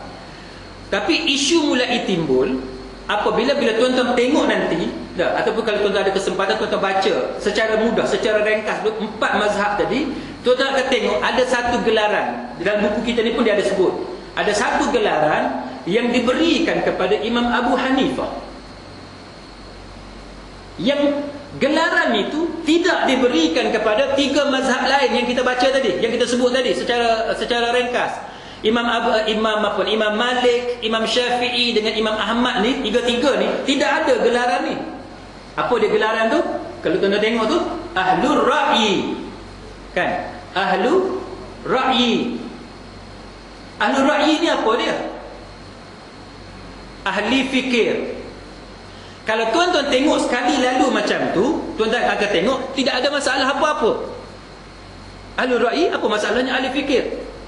Tapi sebenarnya ahli fikir ni, gelaran ahlul ra'yi yang diberikan kepada Imam Abu Hanifah, dia ada sebab, sehingga menimbulkan isu. Sebahagian ulama menidakkan Imam Abu Hanifah daripada aliran ahlul hadis sebab ada gelaran ahlul ra'yi ni. Pasal apa? Pasal apa? Yang pertama, paling kurang yang saya boleh sebut malam ni kepada tuan-tuan, paling kurang ada dua sebab utama. Yang pertamanya, kerana kekurangan penggunaan hadis di dalam mazhab Imam Abu Hanifah, maka mereka menggunakan fikiran, akal di dalam mengeluarkan sesuatu hukum. Banyaknya dalam penggunaan akal dalam mazhab Hanafi ni, mazhab Imam Abu Hanifah ini, menyebabkan gelaran ahlul ra'yi ni diberikan kepada mazhab dia, khususnya kepada dia, kepada Imam Abu Hanifah. Itu yang pertama. Yang kedua, selain daripada kurangnya penggunaan hadis, dalil-dalil yang berasaskan kepada hadis daripada Imam Abu Hanifah, yang keduanya kerana banyaknya perkembangan ilmu ataupun keluarnya hukum hakam daripada mazhab Hanafi daripada penggunaan akal. Sebab itu kalau tuan-tuan ikuti dalam pembentangan saya berkenaan dengan hiyal dan makharij ataupun hilah dan makhraj, para ulama mengatakan bahawa antara sebab kenapa hilah ni keluar dan ditulis banyak datangnya daripada mazhab Hanafi, kerana cara mazhab Hanafi yang banyak menggunakan akal. Maka kerana itu sebahagian ulama mengatakan bahawa mazhab Imam Abu Hanifah bukanlah daripada golongan Ahlus Sunnah wal Jamaah. Tuan-tuan faham tak? Contoh macam ni, contoh macam ni. Cerai talak 3. Cerai talak 3. Dah 3 kali talak lah, 3 kali cerai. Suami boleh rujuk balik dekat isteri? Boleh rujuk tak? Tak boleh kan? Tak boleh. Tak boleh. Rujuk tak boleh. Kahwin boleh tak kahwin? Akad nikah baru? Tak boleh. Bila tak boleh, nak bagi boleh macam mana? Cina buta. Tak pasal-pasal dapat Cina, tak tahu macam mana kan? Buta pula tu. Agak-agak pasal apa? Cina lagi, buta lagi pasal apa? Saya pun tak tahu. Tapi buta tak apalah. Baik. Ada Cina buta. Cina buta ni dalam mazhab Imam Abu Hanifah itu disebut sebagai hilah, sebagai cara untuk menghalalkan isteri yang telah menjadi haram bagi suami untuk menikah balik dengan dia. Rujuk tak boleh, akad nikah baru pun tak boleh. Maka caranya yang terbaik, cara yang boleh buat ialah dengan menghalalkan melalui penggunaan Cina buta. Maka carilah seorang pak sanggup. Cari seorang pak sanggup. Pak sanggup tadi kita katakan dia Syekh, panggil Syekh kan? Syekh, ana ada masalah ni. Kawan kita pun kata, hang habaq masalah apa pun, aku akan tolong hang. Kan? Kini dia pun ceritalah, dia kata dia dah cerai dah bini dia. Dah 3 kali dah bercerai ni. Kan kita dengar kawan kita kan ada yang bercerai sampai 3 kali kan. Lagu itulah lebih kurang. 3 kali dah bercerai. Maka kita patut pasal apa? Oh ya, aku rasa nak lagi dah kat dia. Sayang lagi kat dia ni. Tengok orang kan. 3 kali patutnya kalau dah sampai 3 kali tu hang memang benci sungguh dah tu. Orang dia takkan cerai bini dia kalau dia sayang, dia takkan cerai. Katalah dia tersilap, nak marah sangat hari tu, bini menjawab kan. Kita kata hang duduk dia. Apa? Saya tak ikut saya, mulut saya. Aku kata diam. Dia pun cakap juga, yang bini ni pun satu jenis kepala stubborn. Keras kepala. Laki kata sejak hang cakap lagi aku cerai hang lagi. Saya tak kisah ke abang, ramai nak kat saya. Dia buat lagu tu. Ramai nak kat saya, abang tak mau kat saya 10 bangla macam saya. Dia pergi kata lagu tu, sakit hati kawan ni. Sakit hati. Dah sakit hati dia kata, aku cerai hang. Sekali. Kan? Patutnya lepas tu orang dia kata Allah menyesal. Bini aku ni dengan era Fazira lawa dia lagi. Kan? Menyesal lah. Bila menyesal, sebab tu Islam bagi 3 kali. Supaya kita fikir balik. Dah terlepas cakap dah. Tapi manusia ni tuan-tuan, sekali kita cerai bini kita, dia terasa, betul tak? Dah jadi parut dah. Dia jadi parut. Kita ni yang duk lafaz perkataan tu pun dah jadi parut dah. Tapi Islam bagi peluang kali kedua. Jadi ringkas ceritanya, bila kali kedua buat benda yang sama, kali ketiga buat benda yang sama, apa lagi? Pergi cari hak lain. Nah, suami cari hak lain, bini cari hak lain.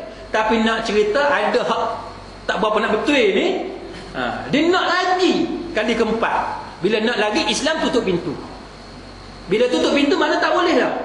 Bila tak boleh, ada satu akal kata hilah. Buat hilah. Hilah macam mana? Pergi cari syekh, tolong saya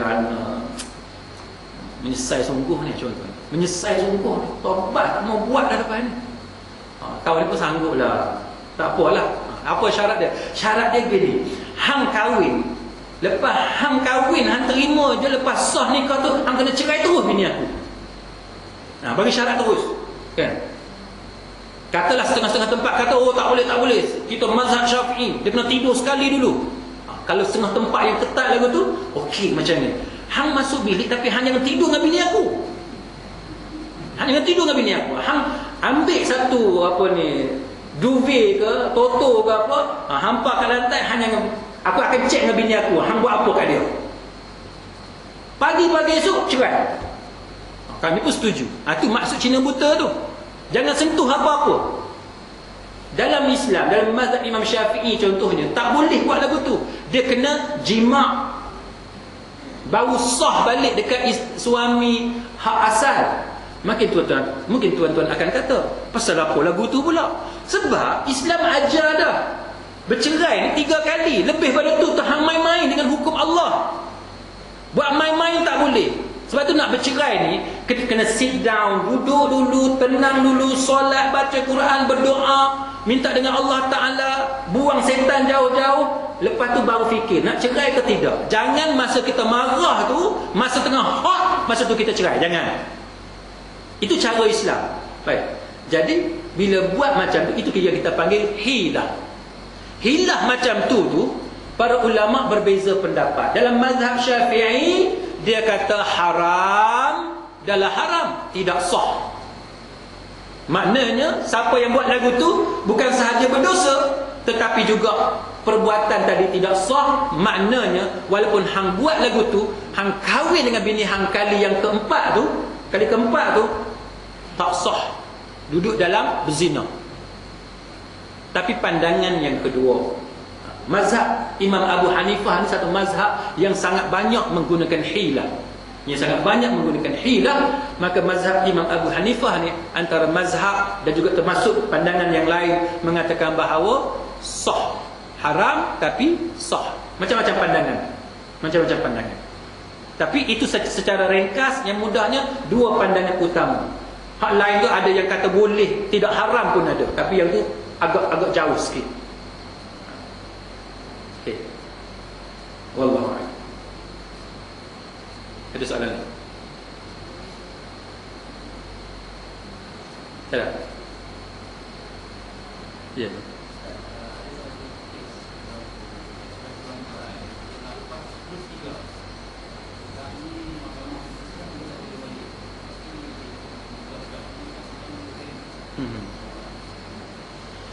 Wallahu a'lam. Dia macam ni, lafaz talak 3 sekaligus. Jatuh 3 ke jatuh 1? Soalan Cik Pumas. 3 sekaligus. Suami kata kat bini dia, aku cerai hang, talak 3. Jatuh 3 ke jatuh 1? Loh, tuan-tuan mengaji punyalah banyak. Dengan ustaz-ustaz kan tak tahu, kemalu nak habaq. Jumhur, majoriti ulama mengatakan 3 jatuh 3. Majoriti. Hampir ijma' sebenarnya. Terlalu banyak ulama yang berpendapat hang sebut 3 jadi 3. Tapi minoriti, ada sikit Minoriti ni bukannya kata ramai, tapi sebenarnya minoriti tu memang sikit sungguh. Hak sikit sungguh ni kata apa? Hang sebut 3, dia jatuh 1. Baik. Pasal apa jadi macam tu? Yang ni agak menarik. Pasal apa jadi macam tu? Siapa yang kata 3 talak 3 sekaligus jatuh 1? Antaranya ialah Imam Ibn Taymiyah, antaranya Imam Ibn Qayyim Al-Jauziyah dan lain-lain. Itu antara imam yang tak ramai yang kata kalau lafaz talak 3 jatuh 1 je, bukan jatuh 3. Punca dia kat mana? Yang ni nanti kalau kita belajar fiqh muqarrar, fiqh perbandingan, kita akan pergi lebih detail. Tapi sekali lalu ni punca dia kat mana? Zaman Nabi lafaz 3 sekaligus jatuh berapa? Jatuh 1. Lafaz 3 sekaligus jatuh 1. Sebab apa? Zaman Abu Bakar lafaz 3 sekaligus jatuh berapa? 1. Datang zaman Umar Al-Khattab. Umar ni tuan-tuan, Umar ni banyak benda zaman dia. Banyak benda zaman dia. Pasal dia tengok beberapa benda yang dia rasa dia perlu berijtihad. Banyak kerosakan yang manusia buat, dia rasa dia perlu berijtihad. Maka zaman Umar ni ada beberapa benda yang dia buat yang tak sama dengan zaman sebelum tu. Zaman Umar, siapa yang sebut 3, dia jatuh 3. Pasal apa jadi lagu tu? Asal-asal sebut 3 jatuh 1, tapi zaman Umar tiba-tiba sebut 3 jatuh 3. Pasal apa? Nak senang faham, saya buat perbandingan macam ni. Lepas kita solat tadi, kita baca wirid kan, wirid zikir. Antara zikir yang kita baca, subhanallah berapa kali? 33 kali kan? Alhamdulillah berapa kali? 33. Akhir sekali apa dia? Allahu Akbar berapa kali? 33 kali. Boleh tak? Kita kata subhanallah 33 kali, ya Allah 33 kali. Habis. Lepas tu alhamdulillah 33 kali, ya Allah. Boleh macam tu? Boleh tak? Mana ada orang buat macam tu?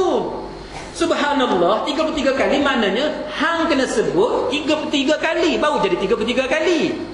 Faham tak? Subhanallah kena sebut subhanallah, subhanallah, subhanallah baru jadi 33 kali. Dia tak boleh ya Allah subhanallah 33 kali ya Allah. Dia tak boleh gitu. Lepas tu alhamdulillah ya Allah 33 kali ya Allah. Tu jadi 33. Tak boleh. Dia kena sebut sampai 33 kali baru dia jadi 33 kali. Jadi lafaz talak ni asal dia macam tu. Katalah suami, ni kita cerita yang asal dulu. Katalah si suami kata, dia geram kat bini dia ni, dah bini dia degil sangat, stubborn sangat, kepala sangat.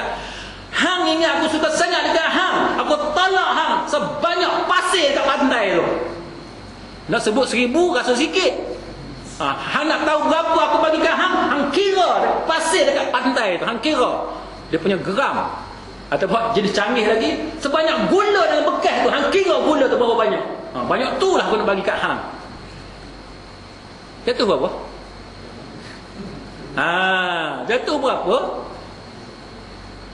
Hak asal yang asal zaman Nabi, zaman Abu Bakar ni, dia akan jatuh 1. Sebab bercerai ni kali pertama, kali kedua, kali ketiga baru jadi bain kubra. Baru jadi bain kubra yang tak boleh rujuk balik, tak boleh kahwin semula tu, bain kubra dia panggil. Jadi bila kita sebut aku cerai hang 1,000,000 kali, kita sebut 1,000,000 kali, kita kata 1,000,000 kali, tapi kita cerai baru sekali, betul tak? Bila baru cerai sekali, walaupun hang sebut aku cerai hang sebanyak 10,000 kali, tapi dia jadi sekali je. Aku cerai hang sebanyak bintang di langit. Tu dia. Aku cerai hang sebanyak planet atas langit. Hang kira sendiri. Maka zaman hak asalnya dia jatuh 1 sebab dia cerai kali pertama. Dia tak kira sebut berapa kali tu. Bila datang zaman Umar, ni yang kita menarik belajar fiqh ni. Bila zaman Umar ni tuan-tuan tahulah, Umar ni dia pantang tengok orang buat benda pelik. Kan? Dia buat benda pelik, orang pergi pergi memuliakan pokok yang perjanjian Hudaibiyah tu kan. Kerat buang habis. Sebab tu tuan tengok orang Arab kan, dia cukup tak suka orang-orang India pergi dekat tapak kelahiran Nabi tu kan, yang perpustakaan tu kan. Sebab tu orang Arab dulu tuan-tuan, dia tak simpan rumah Nabi, dia buang habis semua-semua tu. Sebab serabut dengan orang-orang hak mai daripada India mana ni duk pergi ambil tu serban, duk sapu dekat pintu tu. Lepas dia sapu kat muka dia, ya Rasulullah, dia kata ya Rasulullah. Lepas tu polis Arab tu yang duduk dekat dengan saya, dia kata Majnun. Dia kata gila dia kata. Yalah gila lah, tu pintu yang aman, ada berkatnya. Sebab tu orang Arab ni tuan-tuan, dia strict, dia tegas, dia buang. Sebab ada kelompok-kelompok ni yang buat benda-benda tak sepatutnya. Jadi Umar ni antara orang yang tegas. Mana-mana yang dia tengok orang dia buat bid'ah, benda khurafat, benda karut marut, tahyul ni, dia buang habis. Sebab dia nak jaga, dia nak protect. Dia nak protect akidah orang Islam. Walaupun setengah orang berpendapat Umar dalam beberapa perkara dia agak keras, terlalu keras. Tapi itulah niat dia nak protect akidah. Jadi bila datang zaman Umar, tengok suami ni, setengah-setengah suami ni mempermainkan talak, mempermainkan cerai dengan cara tadilah, aku bagi 3 sekaligus. Dia buat lagu tu. Padahalnya mana ada talak mai 3 sekaligus, tak ada. Tapi zaman Umar ni, suami-suami ni dah tak berapa nak bagus dah. Dia mai guna perkataan 3 ni, menggunakan angka, menyebabkan bermula zaman Umar, dia kata dah hang kata 3, jatuh 3. Zaman Umar. Bila jadi macam tu tuan-tuan sekalian, maka para ulama majoriti tuan-tuan, hampir semua 4 mazhab ni, hampir semua 4 mazhab, cuma adalah pengecualian sikit-sikit, termasuk Imam Ibn Taymiyah, Imam Ibn Qayyim, apa semua ni sikit-sikit je yang berpendapat bahawa kita balik yang asal. Tapi majoriti, hampir ijma' ni mengatakan bahawa kita ikut Umar Al-Khattab, mana 3 jatuh 3. Itu jawapan. Banyaklah. Mungkin kita tak kata dalil macam mana ustaz, dalil, alasan macam mana, macam-macam pandangan. Tapi bagi contoh yang mudah tuan-tuan, bagi contoh yang mudah, Kaabah kan, Kaabah 4 segi, betul tak? 4 segi macam tu kan Kaabah. Bila Rasulullah menawan menguasai Mekah, Aisyah tanya dekat Nabi, kenapa kita tak bina balik Kaabah tu dalam bentuk dia yang asal, berdasarkan qawaid Ibrahim. Qawaid Ibrahim maknanya cara Nabi Ibrahim. Cara Nabi Ibrahim bina Kaabah macam mana dulu? Hijr Ismail, tahu Hijr Ismail kan, yang separuh bulat tu, hujung ni apa dia? Tuan pergi muka dah ni. Ini Hijr Ismail kan, kat sini apa dah? Batu hitam, Hajar Aswad kan. Hajar Aswad sini, betul tak? Ke kat sini? Kat sini lah kan. Cuba ingat balik. Kat sini kan, batu hitam. Hijr Ismail sini, yang separuh bulat tu. Kalau tuan-tuan tawaf, tuan-tuan pergi cross, payah cross kat tengah tu kan.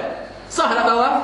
Tak sah. Pasal apa tidak sah? Sebab Hijr Ismail tu yang tinggi dia tinggi tu kan, lebih kurang tu, adalah sebahagian daripada Kaabah. Sebab apa dia sebahagian daripada Kaabah? Sebab itulah binaan asal Nabi Ibrahim alaihissalam, yang Nabi kata qawaid Ibrahim. Qawaid Ibrahim maknanya cara binaan Nabi Ibrahim. Dia angkat batu tu, Kaabah macam tu lah tinggi dia. Maka Kaabah tu hujung ni bersegi kan, bersegi, hujung belah ni separuh bulat. Itu bentuk asal Kaabah. Maka Nabi kata, kalau aku perbaiki semula Kaabah ni balik kepada hak asal, nanti kaum kamu Quraisy ni, musyrikin Quraisy yang masuk Islam ramai-ramai, dikit lagi dia macam kita kata tak puas hatilah. Dia memberontak, nanti dia jadi kufur kembali. Nanti dia kembali kufur kepada Allah, tak puas hati sebab kita ubah binaan dia. Maka Nabi kata biarlah dalam keadaan yang macam tu. Sebab tu ulama sampai sekarang ni tuan-tuan, tak ada seorang pun ulama yang kata kita mesti kembalikan Kaabah kepada qawaid Ibrahim. Tak ada seorang pun. Walaupun semua ulama tahu bahawa qawaid Ibrahim adalah yang original. Faham? Jadi cerita dia macam itulah kepada masalah talak 3 tadi. Bila Umar buat 3, jatuh 3, maka hampir sepakat, hampir ijma' ulama' ni kata kita ikut Umar. Sebab manusia zaman sekarang ni mempermain-mainkan. Tapi alasan itu tidak dipersetujui oleh Imam Ibn Taymiyah, oleh Imam Ibn Qayyim dan beberapa ulama' yang lain, Ibn Hazm dan sebagainya. Kerana mereka mengatakan bahawa itu pada zaman Umar, yang mana perlu buat macam tu. Zaman kita sekarang ni, dia punya teruk tu, dia peduli apa? Kan? Pergi mahkamah, mahkamah kata hang tak boleh kahwin. Dia pergi mana-mana, dia duduk sekali juga. Betul tak? So bila jadi lagu tu, mana lebih baik? Mana lebih baik? Jadi setengah pakar agama mengatakan bahawa yang lebih baiknya kita ikut Umar juga. Ajar siapa yang sebut 3 biar dia reti. Lain kali jangan duk main talak 3. Tapi sebahagian mengatakan no, tak boleh. Terbukti bahawa cara Umar, walaupun majoriti fuqaha bersetuju dengan cara Umar, tetapi menunjukkan bahawa kita ada banyak kesusahan. Zaman kita sekarang zaman manusia jahil agama. Manusia jahil agama. Kita terpaksa tolong orang jahil ni supaya dia boleh kembali duduk sekali. Biarlah bagi peluang ada 3 kali. Disebutlah 3 ke, sebut 1000 ke, bagi balik sebab baru kali pertama bercerai. Bila betul-betul 3 kali dah, barulah kita kira bain kubra, tak boleh rujuk, tak boleh nikah baru. Sebab tu sekarang ni ada 2-3 kes datang kat saya yang kes macam ni. Malangnya tuan-tuan, kes dah habis dah. Bila ke peringkat rayuan dah, dia jadi payah. Jadi baiknya kita ambil pandangan pakar daripada awal lagi. Itu lebih baik. Kalau tuan tanya saya yang mana lebih rajih, saya berpendapat bahawa pandangan minoriti, pandangan Imam Ibn Taymiyah, pandangan Imam Ibn Qayyim itu yang lebih baik sebenarnya. Mana kita balik yang asal pada zaman Nabi dan zaman Abu Bakar Siddiq. Wallahu a'lam. Ada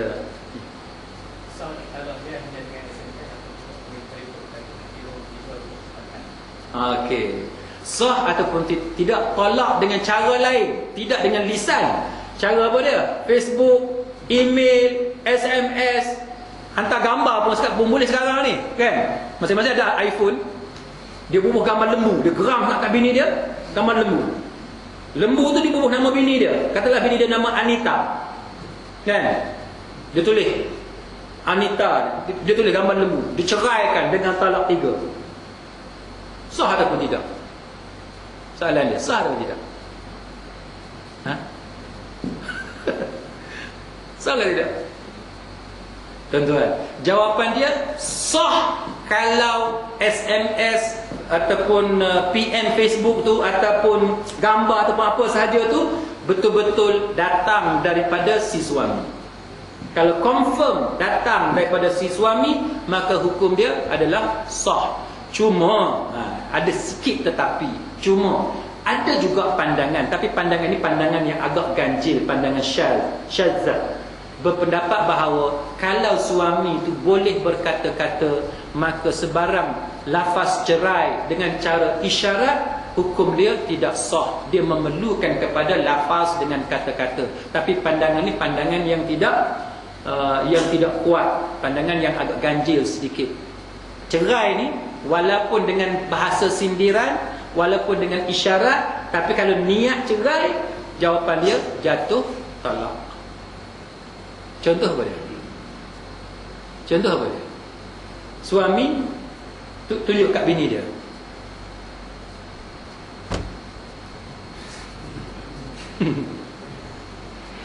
ada macam tu.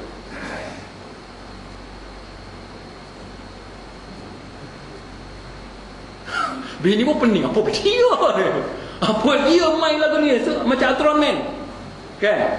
Buatlah aduan kepada pejabat agama, kan? Pejabat agama tanya kat suami, apa yang engkau maksudkan buat lagu ni, buat lagu tu, ataupun buat gini? Kan? Suami kata, saya bermaksud cerai dia. Jatuh talak. Kalau dia bermaksud cerai. Tapi suami dia kata, dah, bukan maksud cerai. Saya kata, hang buat lagi aku bunuh hang. Itu mata. Bukan cerai lah. Kan? Itu contoh. Jadi maknanya dengan Facebook, dengan email, dengan SMS dan sebagainya, kalau bahasa dia clear pada cerai, jatuh cerai. Kalau bahasa tidak clear, maka dia akan mendapatkan pengesahan daripada si suami. Suami itu bohong, dia jawab kepada Allah. Tapi mahkamah akan hukum berdasarkan pada zahir. 9 lebih dah kata. Boleh kita berhenti setakat ni? Boleh Jadi muslimin muslimat sekalian, saya minta maaf lebih masuk sikit. Jadi kesimpulannya tuan-tuan sekalian, pada malam ni kita baca berkenaan dengan sedikit latar belakang tentang mazhab Imam Asy-Syafi'i. Tujuan dia sebab kita nak tahu bagaimana mazhab tu timbul, dan kita nak tahu latar belakang suasana yang ada pada Imam Syafi'i. Nanti pada pengajian kita akan datang 2 minggu lagi kita akan tengok macam mana hubungan pengaruh Imam Abu Hanifah dengan Imam Malik ke atas pemikiran ataupun ilmu Al-Imam Syafi'i rahimahullahu ta'ala. Jadi bila kita tahu latar belakang mazhab ni, baru kita tahu kenapa jadi macam tu, kenapa berbeza, kenapa itu dan ini. Itu tujuan kita tengok sedikit sebanyak berkenaan dengan historical background kepada perkembangan ataupun kemunculan mazhab Al-Imam Syafi'i rahimahullahu ta'ala. Subhanakallahumma wa bihamdik, asyhadu an la ilaha illa anta, astaghfiruka wa atubu ilaik. Wabillahi taufiq wal hidayah. Wassalamu alaikum warahmatullahi wabarakatuh.